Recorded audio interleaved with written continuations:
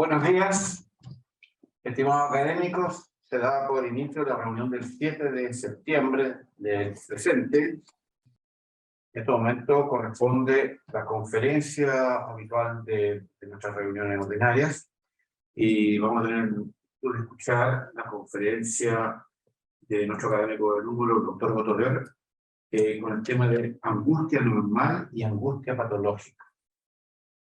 Buenos días. En primer lugar, quiero agradecer la invitación a hablar de este grupo tan distinguido de académicos. En segundo lugar, quiero agradecer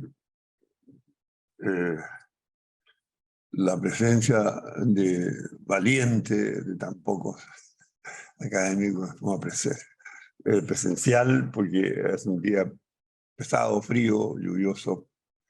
Y les agradezco que hayan venido. Quiero advertir que este es un tema bastante teórico, que no voy a mostrar números, ni voy a mostrar estadísticas, ni muy pocas fotografías también. Y para no hacerlo tan pesado, como una muy simple lectura, entonces es una especie de condensado de lo que voy a ir diciendo, que va a aparecer en las diapositivas.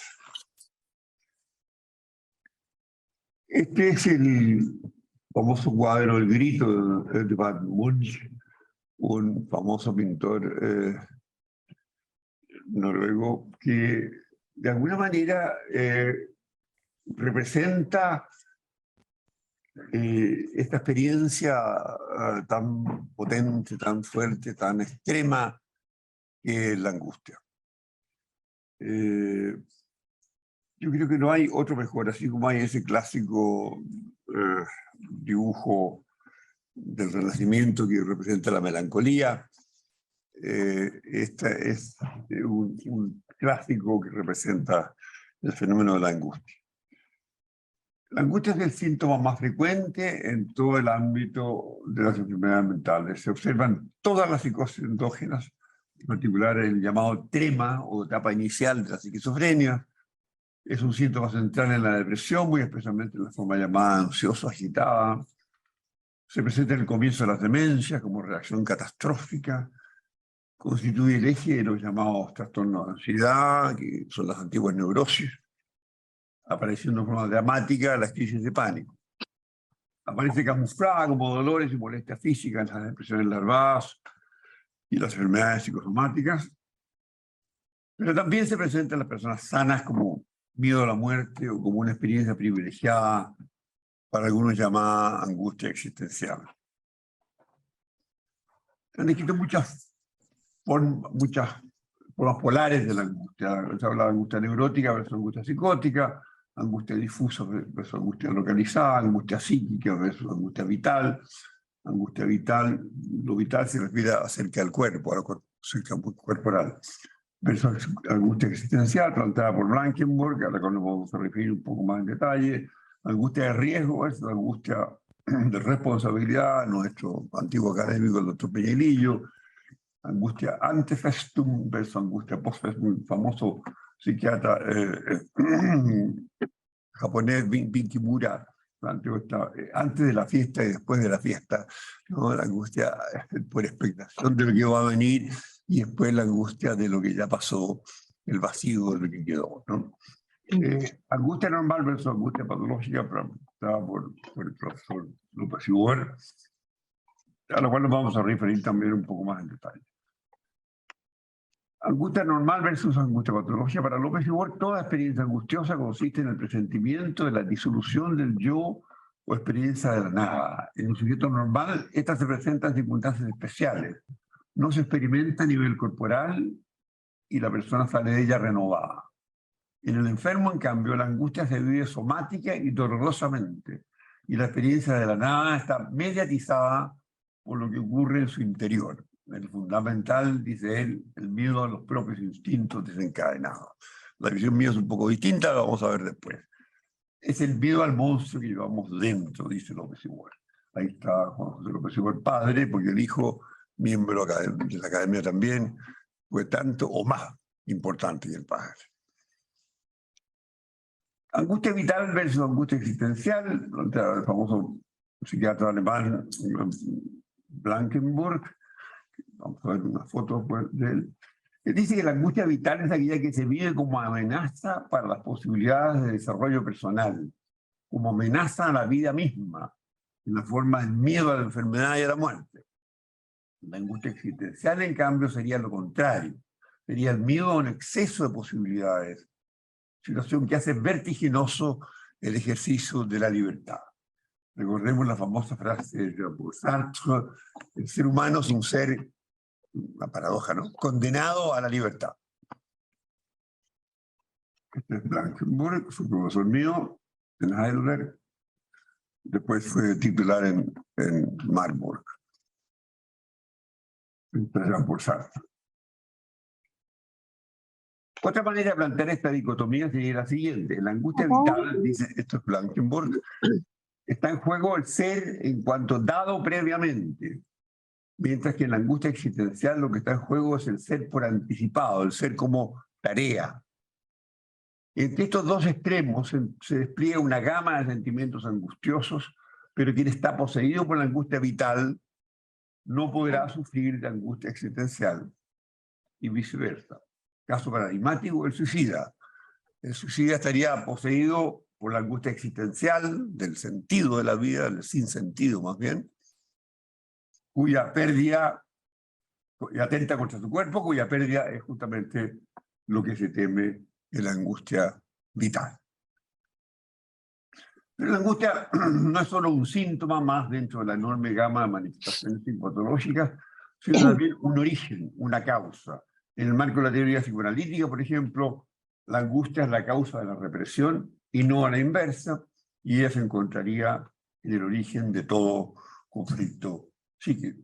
En suma, la angustia es síntoma, síndrome y enfermedad. Es causa y efecto. Es normal y es patológica. Es el peor sufrimiento que puede experimentar el ser humano y al mismo tiempo, según Heidegger y toda la filosofía de la existencia, es la única experiencia que puede llevar al hombre a la autenticidad y a su plena realización. Este es Martin Heidegger, es el filósofo más importante del siglo XX y probablemente de muchos siglos más, ¿no? Esta es una foto única, no está en ninguna parte porque la tomó un amigo mío cuando fue Martin Heidegger a una conferencia en Heidelberg en el 66. Yo vivía allá, pero por un asunto de los niños, teníamos ya 4 niños, no pude asistir y mi amigo le tomó esta foto desde el lado. Así. Nadie conoce esta foto de Heidegger porque es en vivo y en directo tomado por un amigo. Pero la angustia no es un síntoma más dentro de la norma. Bueno, pues eso ya lo dijimos, pero me fui para atrás. El origen griego, ahora, etimología de la palabra angustia y sus consecuencias. Es muy interesante la etimología. El origen griego de la palabra angustia es ango, un verbo que en su sentido activo significa presionar, asfixiar, y en su sentido pasivo, ahogarse. De ella diría agón, la última lucha, de donde procede, por cierto, agonía. El latín, la palabra original es angere, que significa estrechar, oprimir, presionar la garganta. De ella deriva angor y naturalmente angina. Otra palabra latina relacionada es angustus, que significa algo similar, estrecho, angosto, y de la cual deriva angustiae, originalmente desfiladeros, cuyo singular angustia, es angustia cuyo el vocablo que a partir de Tertuliano empezó a emplearse para designar la emoción angustiosa. En el indoeuropeo común, la palabra que designa la angustia es amhas, que también significa estrechar, oprimir. La pregunta sería entonces, ¿qué es lo que estrecha en la angustia? ¿O qué es lo que oprime y asfixia en ella? Consecuencias de la investigación etimológica. Esta investigación etimológica cuestiona de partida esa distinción habitual entre fenómenos psíquicos y somáticos, porque la palabra original, amas, y las derivadas, angustia, anxiety, angst, etc., no distinguen si se trata de una asfixia física, en sentido de una concreta falta de aire, con la consiguiente opresión. En todo caso, en la práctica es muy difícil precisar si lo que el enfermo está describiendo corresponde a un fenómeno físico o a uno psíquico. La etimología nos enseña también que la angustia está vinculada a una particular experiencia del tiempo y del espacio. Vale decir, en cuanto Casi todos los filósofos que se han preocupado del tema la vinculan con la temporalidad, con el tiempo, y en particular con el futuro. Kierkegaard, el famoso filósofo danés, dice: la angustia está siempre vinculada con el futuro. Y cuando decimos que nos angustiamos por el pasado, estamos en el fondo haciendo referencia al futuro. Si me angustio por una desgracia pasada, no me sucede así en cuanto pasada, sino en cuanto pueda repetirse, vale decir, en cuanto pueda transformarse en futuro. Pero también el espacio está específicamente alterado. Este tema no ha sido bien elaborado. Esta es una de mis pequeñas, modestas contribuciones al tema de la angustia, la espacialidad de la angustia. Este tema no ha sido bien elaborado, o sea, la existencia de formas tan espaciales como la agorafobia, el miedo a los espacios abiertos, o la claustrofobia, los espacios cerrados, la fobia a los desastres naturales, la fobia al vuelo, que es una cosa muy frecuente. Para acercarnos a la esencia del fenómeno angustioso, intentaremos realizar un análisis fenomenológico de la angustia a través de una descripción de una forma muy simple de angustia, que es la fobia al vuelo. La gente que la sufre, realmente sufre mucho. Y además no tiene escapatoria porque el vuelo dura 13 horas y la angustia es insoportable. Lo que provoca aquí la angustia no es ni el avión mismo, ni el miedo a una reacción descontrolada. Es más bien la relación con el mundo dentro del avión en vuelo. Es el carecer de piso, de una plataforma desde donde poder enfrentar al mundo, lo que desencadena la experiencia angustiosa. Pero en rigor, es verdad que el avión es un artefacto artificial, que el vuelo no está hecho para el hombre, porque uno nació, gateó, caminó, se tropezó, pero en la tierra.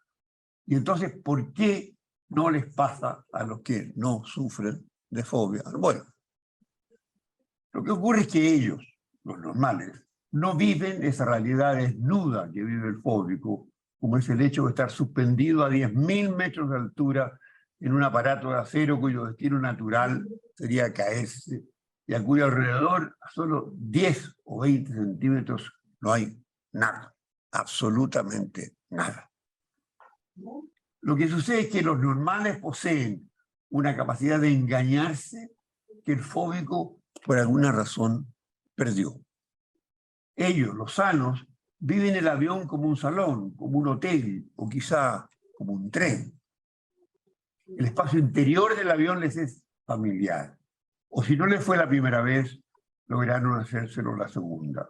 Más aún, ellos se sienten en ánimo de paseo, de diversión, como cuando se parte de vacaciones. Para el fóbico, en cambio, el avión permanece siendo lo que verdaderamente es: un absurdo tubo de acero que es capaz de elevarse a esas alturas, de volar miles de kilómetros y llevar al pasajero en pocas horas o muchas horas a otros continentes, a otros países, con otros horarios, olores y costumbres. La pregunta entonces, ¿qué es más normal? ¿Vivir el espacio interior del avión como un salón o como un tubo de acero suspendido en la nada? Más normal debería ser lo segundo, porque corresponde a la realidad objetiva, o sea, vivirlo como un acero suspendido en la nada. Pero hay dos razones para pensar que lo normal es lo que le pasa a la mayoría y no lo que ocurre al fóbico. Primero, el ser humano vive en la espacialidad del paisaje y no en la de la geografía. En el paisaje, las categorías no son las distancias o los puntos cardinales, no son los metros ni los kilómetros, sino lo familiar y lo extraño, lo próximo y lo lejano, lo atractivo y lo repulsivo. El avión es un caso extremo de hacer familiar un espacio geográfico artificial, vacío e inquietante, pero el hombre solo puede vivir en lo familiar. Y desde que aparece en la evolución, levanta paredes que lo separan de lo ajeno, establece una morada, luego pueblos, ciudades, naciones e imperios, pero siempre separando lo familiar de lo extraño, lo propio de lo ajeno. Y por eso es capaz de hacer lo mismo dentro de un avión o de una cápsula espacial. Porque si no, tiene que enfrentarse, como el fóbico, a la nada y a la posibilidad de disolución. Y eso es la angustia. Martin Heidegger, segundo. Martin Heidegger nos ha enseñado que el ser humano vive normalmente en la impropiedad o inautenticidad, que consiste en que su movimiento fundamental, la cura o cuidado, Sorge, lo que lo mueve permanentemente en el mundo, está ocupado, preocupado de las cosas del mundo. Y la cura o cuidado le da la filosonomía al mundo circundante, haciéndolo familiar y en cierto modo a la medida. Esta inautenticidad espontánea e irreflexiva del ser humano alcanza sus grados máximos en aquellas vidas que se pierden en el anonimato del uno o del sé, pensar lo que se piensa, decir lo que se dice, hacer lo que se hace, y hoy, más dramáticamente aún, en lo que imponen la moda y las redes sociales. Ahí está ahí de nuevo. Esto es lo que permite ocultar lo que él llama el ser para la muerte, rodeando a la muerte ya sea de ritos y formas vacías, o pensando en ella como algo ajeno a la propia vida. Solo la angustia nos devela el sentido último de nuestra existencia como temporalidad, al enfrentarnos sin el intermediario del cuidado con la desnudez de nuestra existencia y la del mundo, y en último término, con la muerte. Pero siendo esta una posibilidad humana fundamental, solo se presenta en momentos de excepción, pues solo se puede vivir en la cotidianidad y tolerarla haciendo propio y familiar al mundo en torno y olvidando la muerte. Para Heidegger, el antequé de la angustia es el ser en el mundo mismo, vale decir, nuestra propia existencia. Y trasladamos esto a la fobia al vuelo. La angustia se produciría al enfrentar al sujeto la desnuda realidad del mundo, en este caso, un tubo acero artificialmente suspendido, rodeado de la nada. Vale decir, el esfumarse la cura, cuidado o preocupación litúrgica, la que en cada caso va transformando el entorno en un mundo con una fisonomía familiar. Lo mismo ocurre con el resto de las fobias. La calle angustia al agorafóbico, no porque estimule sus tendencias exhibicionistas, como pretende majaderamente el psicoanálisis, sino porque al perder el paciente, por alguna razón a investigar en cada caso, la capacidad de hacer familiar el mundo, se enfrenta a la desnudez del espacio, a la mera geografía, y los otros dejan de ser un tú para transformarse en entes amenazadores que empujan al sujeto hacia la nada. Curiosamente, siempre se han definido las fobias como temores infundados a objetos, seres o situaciones conocidas, familiares, y lo que ocurre es más bien lo contrario. Son situaciones familiares que pierden este carácter y al hacerlo se tornan amenazantes e invasoras. Otro rasgo de la espacialidad de la angustia que aparece en su etimología es el estrechamiento. El espacio de la angustia es un espacio opresor, como es la sensación de angustia misma. En la experiencia del fóbico al vuelo, por ejemplo, el avión, en cuanto a objeto material, se torna intolerablemente invasor. Es una mera geografía, con sus motores su sala, su fuselaje, hasta detalles banales de la cabina como el sistema de presurización o determinadas luces que nadie más percibe, sobresalen en el campo perceptivo del fóbico y no lo dejan un momento tranquilo. Para Heidegger, la espacialidad humana tiene dos características fundamentales: el desalejar, das Entfernen, y el conceder, das Einräumen. La primera se refiere, como vimos, a la tendencia del ser humano a hacer próximo y familiar el mundo en torno. La segunda corresponde, en cambio, a la capacidad del ser humano de dejar ser a las cosas en su propio espacio, en su espacialidad. En la experiencia angustiosa fracasan ambos rasgos.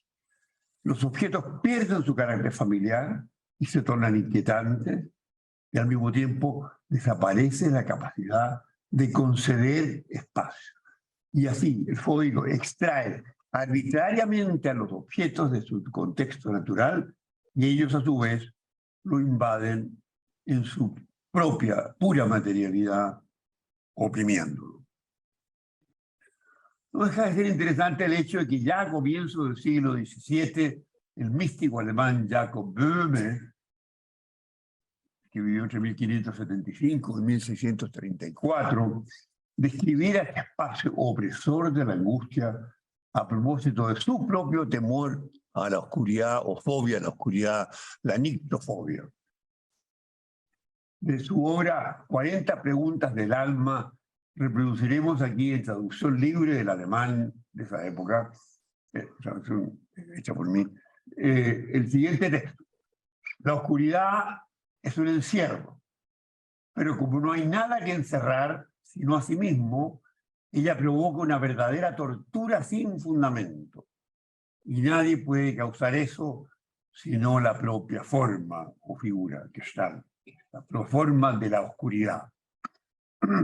Esa propia forma de la oscuridad constituiría el espacio que estrecha y oprime y viene a corresponder a la calle del agorafóbico o al avión de la experiencia de angustia durante el vuelo. Ahí está Jacob Böhme. Veamos ahora la temporalidad de la angustia. El fóbico experimenta una inminente amenaza de aniquilamiento, de disolución de su yo, de su sí mismo, desde un futuro inmediato. La angustia va acompañada siempre de una percepción de la nada y el consiguiente fumarse de todo futuro, incluidos en el caso de la fobia al vuelo, la intención del viaje y todos sus proyectos. El arco intencional hacia el futuro que sostiene nuestro presente, así como en el hablar, la idea que voy a decir en el futuro determina lo que estoy diciendo en el presente, esa se afloja, ese arco intencional se afloja hasta perder toda relación con lo intencionado. Esta es la razón por la cual en la angustia desaparece la esperanza, por cuanto esta se basa en la existencia de un proyecto cuya consumación se imagina probable de lograr, mientras en la angustia el proyectar mismo se fuma. Es quizá esta ausencia de futuro lo que ha hecho que muchos autores vinculen a la angustia con la muerte. Así el ya citado místico Jacob Böhme la llamó pequeña muerte en oposición a la verdadera muerte, la grande y silenciosa. Si pensamos que en esa época, siglo XVII, la verdadera muerte era considerada no como un final absoluto, sino como un paso a una vida mejor, tendremos que concluir que con la pequeña muerte, Böhme tiene que haberse referido a ese miedo a morir torturante que es propio de fóbicos e hipocondríacos. La experiencia angustiosa de la fobia al vuelo confirma lo descrito por Heidegger acerca de la angustia, pero con una diferencia. En ella no es posible diferenciar tan claramente el temor de la angustia como pretende el filósofo. En las fobias el temor, Furcht, y la angustia, Angst, se imbrican de manera inextricable.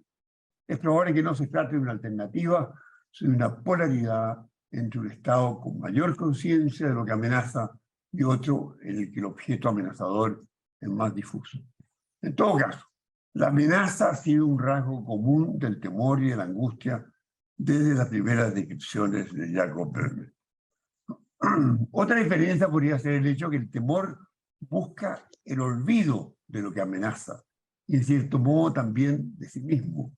En cambio, según Heidegger, y cito textual, la angustia retrotrae a la existencia, al Dasein, a su más peculiar ser en su facticidad y desemboza la inhospitalidad de ese familiar y cotidiano ser en el mundo. Y esto es exactamente lo que ocurre en la experiencia angustiosa.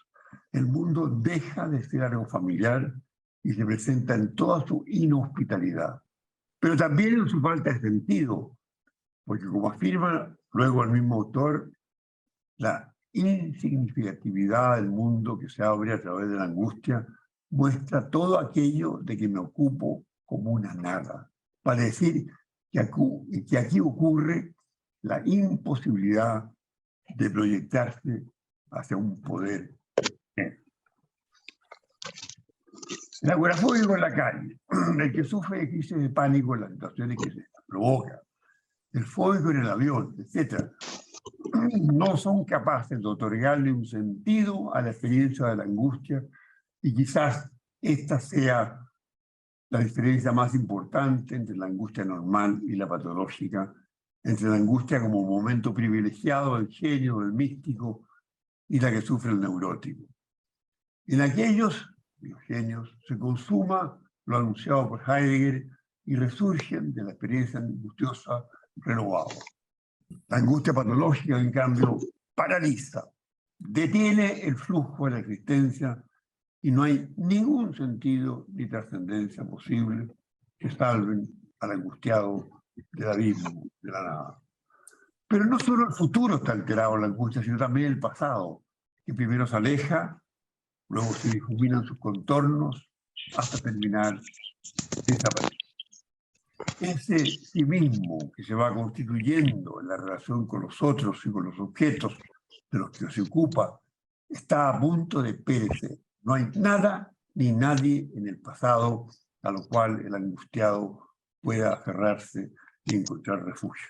Ni la familia, ni la profesión, ni los recuerdos, ni lo hecho u omitido. La nada amenaza no solo desde adelante del futuro, sino también desde atrás, desde el pasado. Este fenómeno no ha sido señalado por otros autores que han trabajado este tema, pero sí por el mismo Heidegger cuando dice la opresión fuerza ahí a retornar sobre su estado de facticidad, pero de tal manera que este mismo se le cierra, el mismo estado de facticidad del pasado se le cierra. Esto significa que la amenaza opresora empuja al sujeto que la sufre hacia lo que ha sido en el pasado, pero eso mismo se le hace inasible e impenetrable. Se ha perdido su significatividad y entonces el angustiado no tiene cómo comprender el mundo. Esta pérdida de significatividad, tanto de lo que tengo ahí delante, en el presente, como del pasado y el porvenir, es uno de los elementos esenciales de esta experiencia humana tan fundamental, pero tan terrible como la angustia. Pero Heidegger ve la angustia también una posibilidad de rescatar una existencia auténtica, como decíamos antes, cuando afirma el desembozar esta imposibilidad significa, empero, iluminar la posibilidad de un poder ser propio, auténtico. Hay entre en alemán es auténtico y propio. En suma, en la angustia no solo se experimenta la fragilidad del yo ante un futuro amenazador, sino también la ruptura con el pasado. Nada de lo que uno fue o tuvo puede servir de sostén en ese momento porque es fumado. Es erróneo afirmar entonces que la temporalidad de la angustia solo consiste en una normal referencia al futuro, por cuanto se alteran también el pasado y el presente. El primero, lo ya sido, simplemente desaparece, tanto en cuanto a condicionamientos biológicos y endógenos, como en cuanto a experiencias, aprendizajes, recuerdos, vínculos. Lo segundo, el presente deja de ser la mayor o menor plenitud del encuentro entre lo que hemos sido y lo que hemos anhelado, para transformarse en una mera cronología vacía en la que un minuto sigue al otro y este a un tercero, y así ad infinitum. El presente de la cura o cuidado, dice de Heidegger, del espacio familiar y del tiempo oportuno, ha sido sustituido la angustia por la mera sucesión de puntualidades. Un minuto sigue el otro con una regularidad y una lentitud exasperante. Nunca está el ser humano más cerca del terrible dios Cronos o Saturno que la experiencia angustiosa. Más entregado a ese dios sin misericordia que devoraba a todos sus hijos varones, heridos en sus pozas y veles, con el objeto de no dejar descendencia y poder así conservar el trono del Olimpo. Ahí está el dios Cronos pintado por Rubens, devorando a sus hijos. Ahora, la angustia existencial de los genios, y aquí termino, es muy cortito, quiero mostrar 3 o 4 diapositivas nomás, con el ejemplo de un genio en particular, que yo conozco bastante, que es Rainer Maria Rilke, este poeta, y para mostrarles cómo él puede salir de estos estados de angustia y transformarlos en creación. Y las fiebres que acompañaban las enfermedades de mi infancia, afirma, me sobrevenían tremendas e indescriptibles angustias, miedos ante algo muy grande, muy duro, muy cercano, angustias profundas, inefables, de las que yo me acuerdo perfectamente. Estas mismas angustias han aparecido de nuevo, pero sin necesitar ni de la noche ni de la fiebre. Eso lo escribe Alú Andrés Salomés, su amante de esa época, después siguió siendo amigo hasta su muerte. En otra carta, ya años más tarde, dice: lo que más me angustia no es tanto lo largo, la pausa creativa, sino quizá una suerte de embotamiento, de envejecimiento. Puede ser que el estado de permanente falta de concentración y que vivo tenga quizá una causa física, como una delgadez de la sangre, por ejemplo. Me levanto cada día con la duda si me resultará hacer algo, y esta desconfianza crece ante el hecho que pueden pasar semanas y meses en los cuales yo, y con el mayor esfuerzo, apenas soy capaz de escribir 5 líneas de una carta indiferente. Y luego, la superación. Por fin, princesa, le escribe a la princesa Marie un taxi por sus mecenas. Por fin el día bendito en que puedan usar la conclusión de la elegías. Todo en algunos días. Fue como una tempestad incontenible, un huracán en el espíritu, como entonces en el castillo del Duero. Todos los ligamentos y tejidos han crujido en mí. Me olvidé incluso de comer. Solo Dios sabe quién me alimentó. Pero ahora está. Amén. En uno de los poemas, de los nuevos poemas de 1908, decía: él conocía angustias cuya aparición era ya como morir, casi imposible de superar. Pero aquí dice, en otro pozo de poesía en París, Quito, París, el año 13, dice: oh vida, tiempo milagroso, que avanza de contradicción en contradicción. A menudo es tu paso tan torpe, tan lento y tan pesado, pero entonces, de repente, abres tus alas de indecible anchura como un ángel. Oh tiempo de la vida, tú, incomprensible. Yo creo que luego, conclusiones, tanto la angustia normal como la angustia patológica se caracteriza por este espacio opresor y un tiempo detenido. Segundo, pero mientras en la angustia patológica el pasado desaparece y deja de proteger y el futuro es solo amenaza y terror, en la angustia normal uno sigue siendo el que es, para decir el pasado persiste, y el futuro, aunque nos muestre el carácter ineludible de la muerte, nos permite rescatar desde la aceptación de ella misma un sentido de trascendencia y reorientar nuestra vida, abandonando ese fácil distraerse entre los objetos del mundo para asumir una vida auténtica. Tercero, desde su acceso al lenguaje, el ser humano tomó conciencia del tiempo y de la muerte.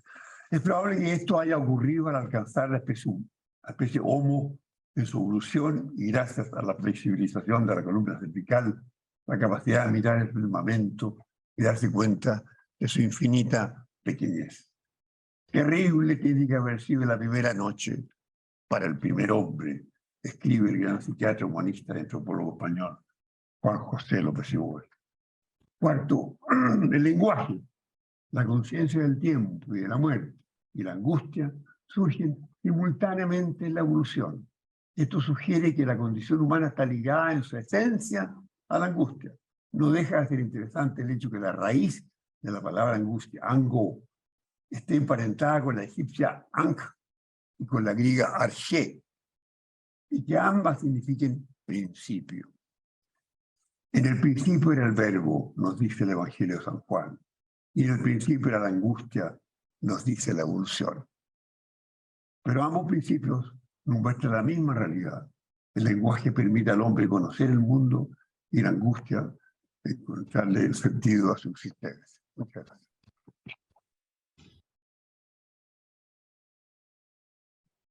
Muchas gracias, doctor, por su magnífica exposición. Vamos a tener un tiempo para hacer preguntas y comentarios. Entre la angustia normal y patológica.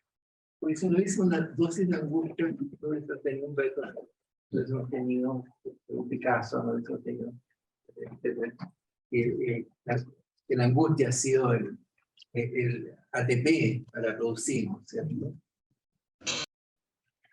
La angustia patológica se acompaña siempre de taquicardia, transpiración, temblor, falta de aire o presión primordial.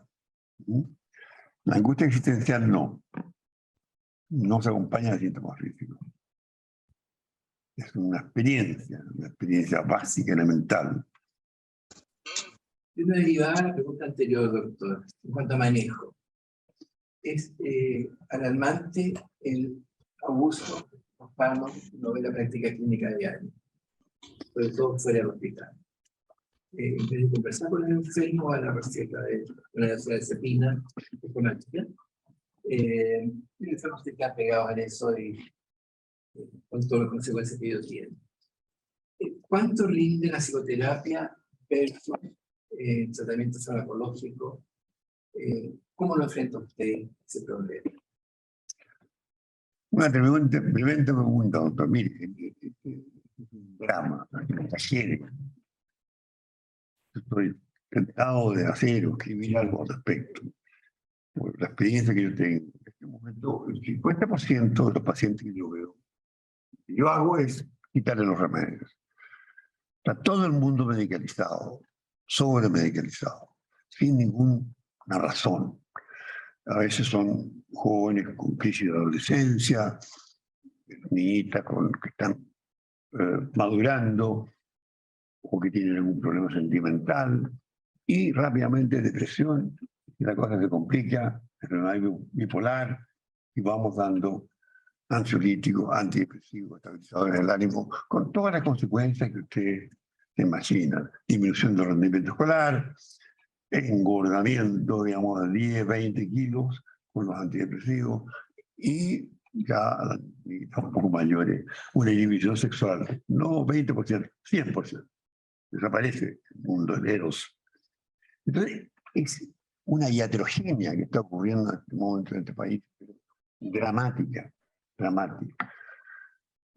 Los psicofármacos son una maravilla, pero cuando están bien indicados, cuando están bien prescritos, una verdadera depresión en que el sujeto está marchito, sin vida, y lo único que piensa es la muerte, desaparecer, puede mejorar maravillosamente con psicofármaco.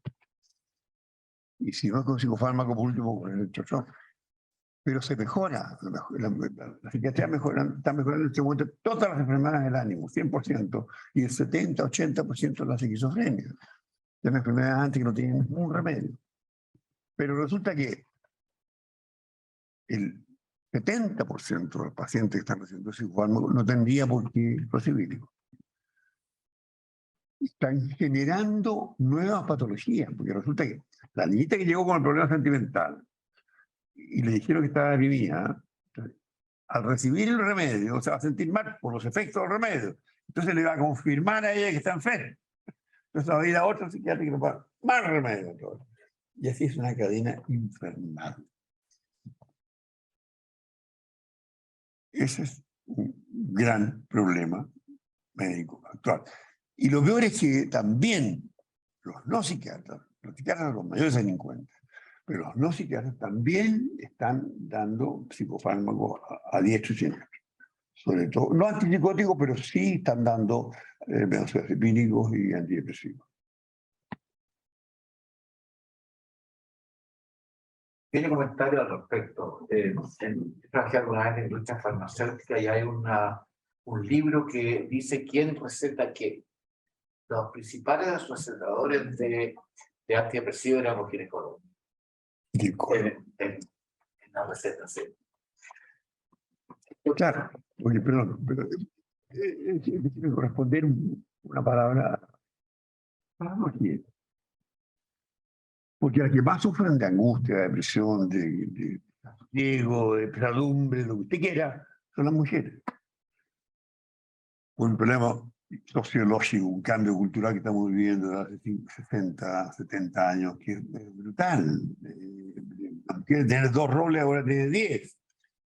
Tiene que competir de igual a igual con los hombres.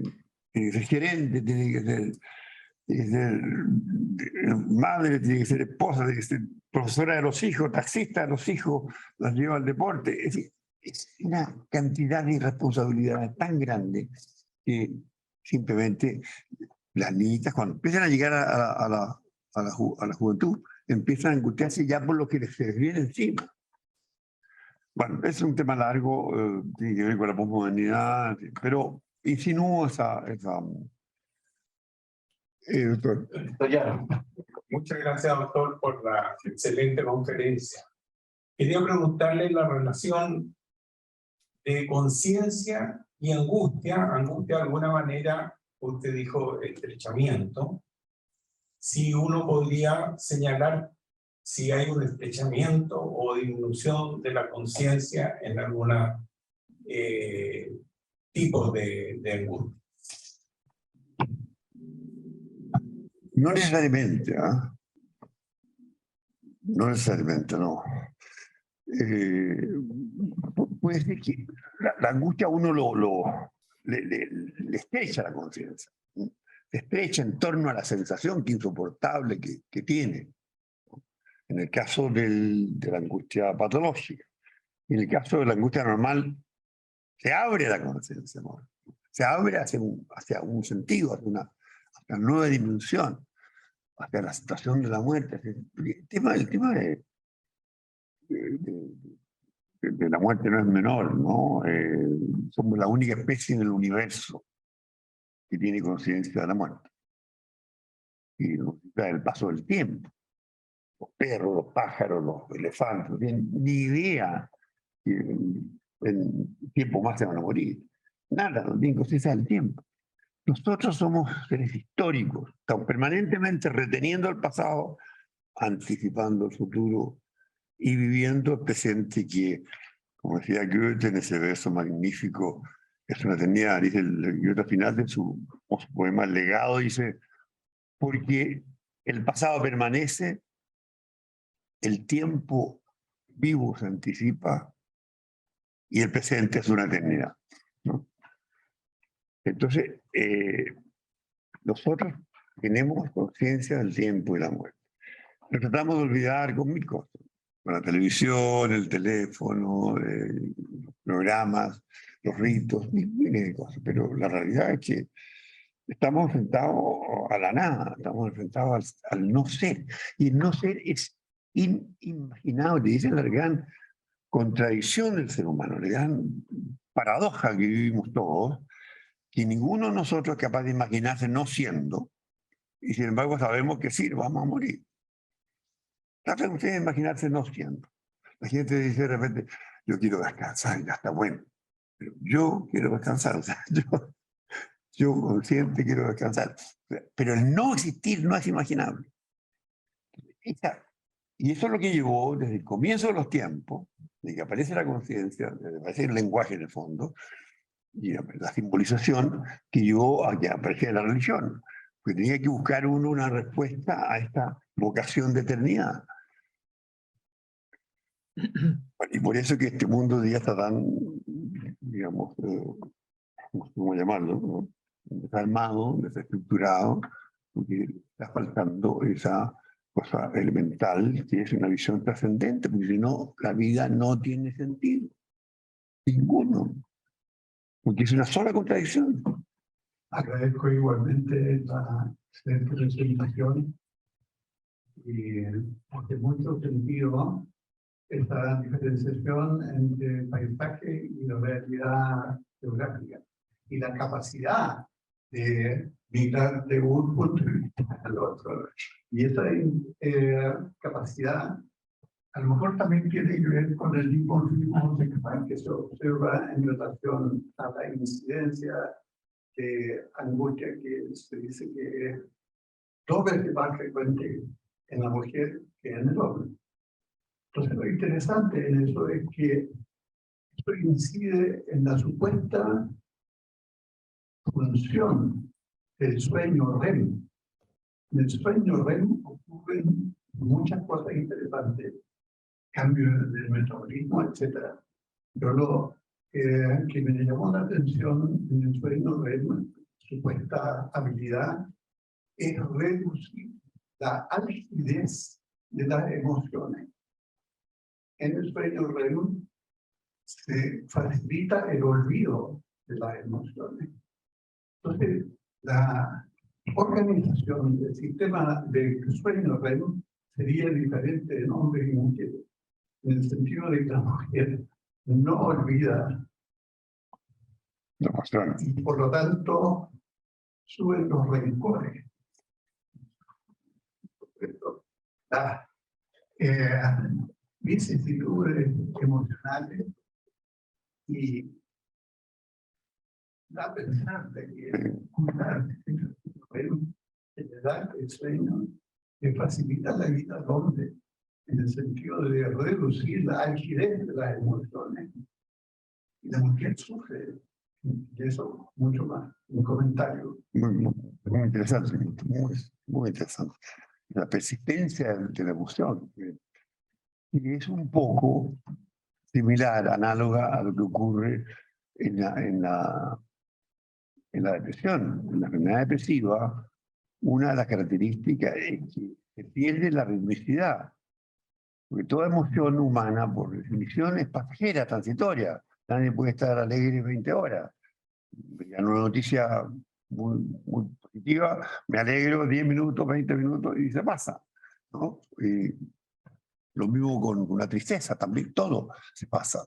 En cambio, en el depresivo la emoción persiste. La misma emoción de angustia, la misma emoción de sentimiento, de razón, por horas, días, semanas. Curioso que la mujer tenga mucho más tendencia a la depresión que el hombre y que tenga esa característica en su estructura de sueño. ¿Hay alguna consulta, comentario de nuestra audiencia telemática? Por favor, partir el micrófono y gracias. Muchas gracias, doctor Der, por su interesante charla y por traer este tema a la academia, que no es frecuente. Mi comentario pregunta es el siguiente. Alguna vez leí en algún filósofo, no recuerdo bien, que la angustia es un puro sentimiento de posibilidad. Es decir, todo es posible, tanto lo favorable como lo desastroso. Y ante la imposibilidad de manejar esto, al hombre no le quedaría más que 2 soluciones, o la fe o el suicidio. Entonces quisiera preguntarle, ¿cuál es el rol de la fe, de la espiritualidad en el posible manejo de la angustia? Es decir, no puede ser más importante. De hecho, la angustia como tal fue anunciada por por Böhme en el siglo XVII, perdón, pero antes no existía. No existía porque la sociedad entera se concebía a sí misma como acogida en los brazos de Dios. Para decir, todo tenía un sentido desde la providencia. La angustia empieza a aparecer en la modernidad, cuando se va generando la individualidad y se va separando el hombre, desaparece la visión teocrática, teológica, y empieza la razón a imperar. Y ahí empieza a aparecer la soledad del hombre y el tema de las posibilidades, que era lo planteado por Sartre, por lo demás, ¿no? La angustia ante lo posible, de no poder realizar todo lo que tengo que hacer. Ese tipo de angustia. Bueno, entonces, el primero que describe la angustia es Böhme, y el que la elabora teóricamente es Kierkegaard, pero fue en 1840 y tanto. Y de ahí para adelante, mucho, entre otros Heidegger. Pero no, prácticamente no existía como sentimiento. Existía el dolor, existía la tristeza, existía la nostalgia, en fin, todos los sentimientos que conocemos. Pero el sentimiento de angustia, que hay ahora, ese no existía. ¿Por qué? Porque estaba Dios presente permanentemente. Todo tenía sentido. Que nació el niño o que no nació, que se murió o que vivió, que se enfermó, que no se enfermó. Todo tenía sentido. Desde ahí. Y ahora no hay ese respaldo. Estamos solos. Esa lejanía de Dios también la plantea, esa inalcanzabilidad de Dios también la plantea Rilke en la primera elegía, ¿no es cierto?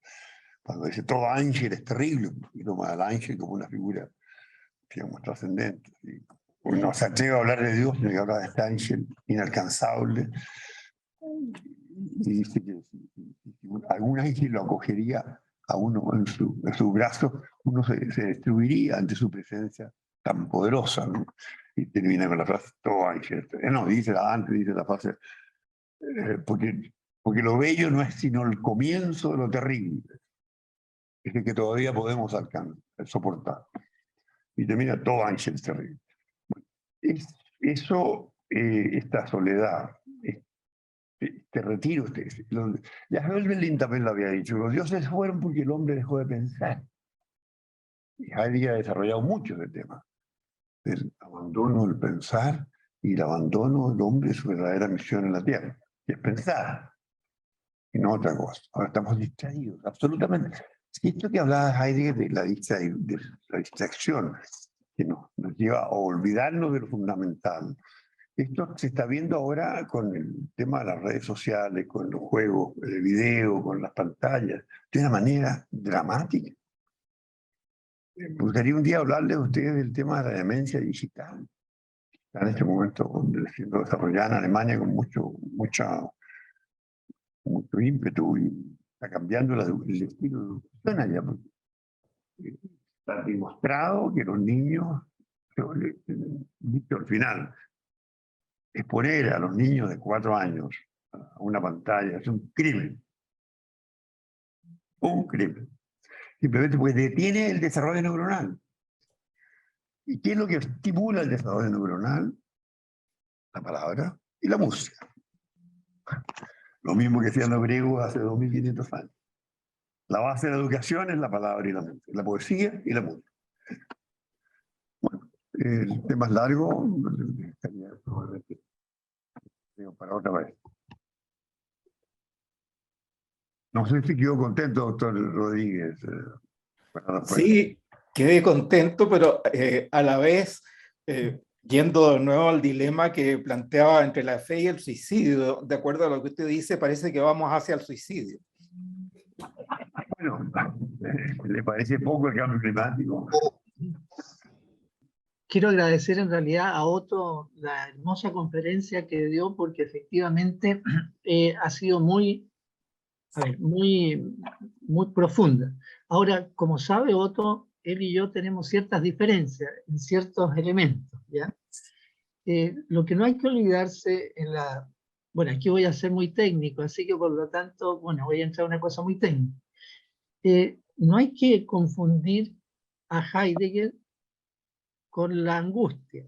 La angustia, a ver, el problema es que no creo yo que diferenciaste bien el problema de Heidegger al hablar sobre la angustia, que Heidegger habla de un problema que él lo denomina ontológico, mientras que todo lo demás que continuaste hablando es un problema óntico.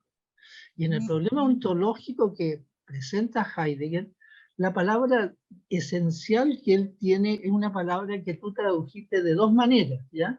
Que es el problema de Eigen, de propiedad, que se traduce habitualmente como autenticidad. Pero el problema de la angustia tiene que ver por Heidegger con el problema de la propiedad, en el sentido de que lo más propio es justamente aquello que somos. Y aquello que somos ser referidos a la muerte, y por lo tanto la angustia es lo que nos abre nuestra propiedad, o sea, nuestro proyecto de vida.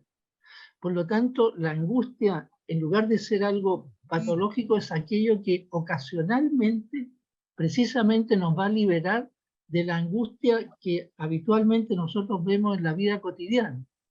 Por lo tanto, la propiedad, que es la proyección, el ser referido a la muerte, es nuestra más auténtica propiedad, no la impropiedad, porque la impropiedad, que es lo óntico, justamente es olvidarnos que somos ser referidos, que somos proyecto, que somos un yecto, y que somos por lo tanto lanzados al futuro. Y el pasado y el presente están referidos precisamente al futuro. Y por lo tanto, ser para la muerte no es ser impropio, sino que es lo propio. Y lo impropio más bien es olvidarnos de esa condición. Y por lo tanto, las otras condiciones que se han hablado aquí son condiciones de lo que habitualmente nosotros nos olvidamos. Nos olvidamos precisamente en nuestra cotidianidad. Pero vuelvo a felicitar a Otto, y él sabe perfectamente que podríamos estar hablando mucho rato sobre Heidegger. Y lo último que dijiste, claro, Heidegger habla sobre en esto de los, qué sé yo, de los juguetes, etcétera, etcétera. Heidegger hablaría que estamos en una época tecnificada. Esta es nuestra tecnificación. Bueno, gracias a vos. Gustavo, gracias por tu comentario. Ahora, yo no veo tanta contradicción entre lo que tú planteas y lo que yo dije. Yo en ningún momento he dicho que la angustia heideggeriana sea idéntica a la angustia patológica. La angustia heideggeriana es justamente eso, la impropiedad, el vivir en lo impropio, lo inauténtico, el caer en lo inauténtico es lo que estamos haciendo. Y eso es lo que generaría la angustia. Pero bien, la discusión la vamos a dejar para otro día, Gustavo, porque si no vamos a aburrir a nuestro público. Sí, exactamente. Sí. Buenas tardes, doctor. Gracias por la invitación.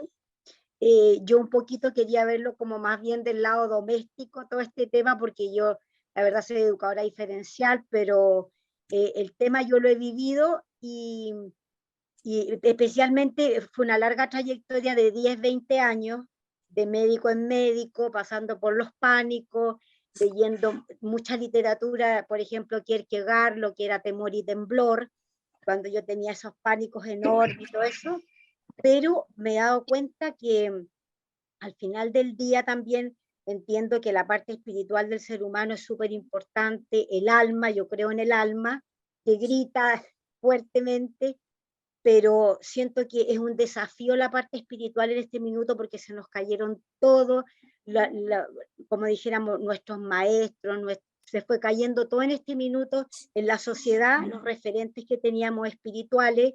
Es una pena para los adultos mayores que tenían la iglesia como un lugar de oración, de todo, y eso totalmente se deformó de un repente, vinieron muchas crisis, pero en el sentido doméstico le quiero contar de que hay patrones, yo lo hablo como patrones conductuales que se van repitiendo y uno lo transmite a los hijos, porque a mí me pasó con mi hija también, que empezó a repetir los mismos patrones míos, que los veo en algún minuto, mi angustia, mis pánicos, eso se pasó. Y eso mismo que usted contaba del avión, por ejemplo, el día que yo supe que las ruedas del avión al aterrizar las ocupan 6 veces y nada más, olvídese todo lo que tuve que armarme un cuento para subirme a un avión, tener un libro, ver qué película iba a ver, o sea, tener unos distractores para poder bajar ese nivel de fobia, llámese fobia, y poder tomar el viaje porque me interesa viajar y conocer culturalmente, me interesan los viajes. Entonces, como que yo voy pensando de que esto es una forma también cultural de ir aprendiendo la vida, porque la angustia a uno le permite un poco eso también, y entender que son patrones que se repiten y que uno los podría, para evitar también tanta medicamento que uno llega a tomar, esos patrones, cómo irlos manejando y transmitiendo. Y también lo otro que yo creo y que lo observo en otras personas, la gente que tiene confianza en la vida, como que también no se repiten estos temas de la angustia, la ansiedad, ellos viven la vida con confianza, que uno eso a veces lo ha perdido por muchas razones, familiares, por historias de vida. Entonces, la confianza para mí es súper importante, y como el reaprender a vivir de una forma, porque también la gente que tiene, yo también me he dado cuenta que la gente que tiene un sistema de vida, horarios determinados, está como bien estructurada su vida, no se da estos permisos como para tanta angustia, porque hay cosas lindas de la vida, de repente con sentarse en un parque a mirar los pájaros, vivir el presente, también ayuda mucho eso. Uno se va para muchas partes. Entonces, le quería comentar, doctor, que para mí ha sido muy interesante porque la verdad como que he ordenado esa parte que usted dice que en realidad el tema espiritual a uno lo marca. De todas maneras, este mito es un desafío para nosotros, saber si vamos a terminar en el budismo, si vamos a por dónde nos vamos a ir, por qué camino tomar para poder vivir el presente, porque es el tema. Muchas gracias. Muchas gracias. Miren, a ver, su comentario muy largo, requeriría mucho tiempo responder cada uno de los puntos que se tocó. Pero voy a decirles lo siguiente. En primer lugar, distinguir otra vez entre angustia patológica y angustia existencial, ¿no? Y si usted ha sufrido de crisis de pánico, verdaderas, terminológicamente bien descritas y corresponden realmente al fenómeno, entonces requiere un tratamiento, ¿no es cierto? Que tiene que ser al mismo tiempo farmacológico y psicoterapéutico. Ahora, cuando se habla de psicoterapia, ya no se debe pensar en los psicoanálisis de 5 años a la Freud, ¿no? La psicoterapia que se hace hoy día son psicoterapias breves, algunas sesiones, a veces basta una sesión, pero puede ser 6, 8, 10, 12. Se trata de oír a la persona, saber escuchar, ¿no? Y saber escuchar muchas veces basta con eso, ya el paciente se manifiesta y el médico se da cuenta dónde le aprieta el zapato, dónde está el núcleo del asunto. Ahora, cada paciente es producto, pongamos ahora en el terreno patológico, cada paciente es producto de un conjunto de factores. Hay factores genéticos, endógenos, ¿cierto? Por ejemplo, en las enfermedades del ánimo hay una gradiente de la enfermedad bipolar que tiene 85% de determinación genética, hasta la depresión monopolar que tiene apenas un 10, 8, y hay los cuadros angustiosos un 5. Pero hay siempre un elemento endógeno que está jugando un papel y puede ser mayor o menor en cada paciente. Luego está la evolución de la crianza, el desarrollo en la infancia, las pérdidas, abandonos, traumas, etc. Quizás si los traumas sean los menos importantes, más son las pérdidas de apego, las pérdidas de fin. Y después están las circunstancias de vida posteriores, ¿no? El desarrollo madurativo. Entonces, cada paciente es producto de un conjunto de elementos que hay que considerar y ahí ver cuál es el rol del medicamento, cuál es el rol de la psicoterapia. Pero todos estos cuadros son mejoras, lo único que le puedo decir. puede hacerse un paralelismo entre patología normal y patológica con la ambigüedad del dolor en cuanto al dolor agudo y crónico. En otras palabras, si no se subsana, luego la angustia normal pasa a ser, por un fenómeno de Banach, a ser una patología crónica. Igual como el dolor crónico ya no responde solamente al estímulo, sino que es una sincronización en un mecanismo que excluye todo tipo de otras sensaciones. Es una conducta aprendida. Sí, es perfectamente posible. Hay cuadros que sí de pánico son puntuales y que no se repiten, y otras que tienden a repetirse y agarran como loco. Porque las enfermedades del ánimo solas, hay un parentesco muy estrecho entre enfermedades del ánimo y enfermedades ansiosas. De hecho, se tratan con los mismos medicamentos. Y yo creo que son primas hermanas, pertenecen a un mismo orden de patología. Y se van sustituyendo unas por otras y se van... pero mientras más se acerca al polo depresivo, más fácil, más evolutivo, más repetitivo, más recurrente es el cuadro. Los cuadros ansiosos tienden a darse más en la juventud y son más pasajeros. Los cuadros depresivos se dan más en la edad madura y tienden a repetir. Doctor, un comentario, cuando usted hablaba de las fobias que causan tanta angustia, claramente nadie puede haber tenido fobia a volar antes que hubieran los aviones, ¿cierto? Y han surgido fobias que causan mucha angustia a raíz de nuevas realidades. Por ejemplo, a mí me toca ver mucho la fobia al SIDA. Gente que no tiene ninguna razón para cuenta el SIDA, que están totalmente angustiados y convencidos de que están con infección por VIH, se hacen examen 1000 veces y lo pasan pésimo. Y el tema va cada vez más aumentando más, incrementando en sus espacios mentales. Y ya que mencionó las redes sociales, existe, no sé si conocen la palabra, la movilfobia. La fobia a estar sin el teléfono.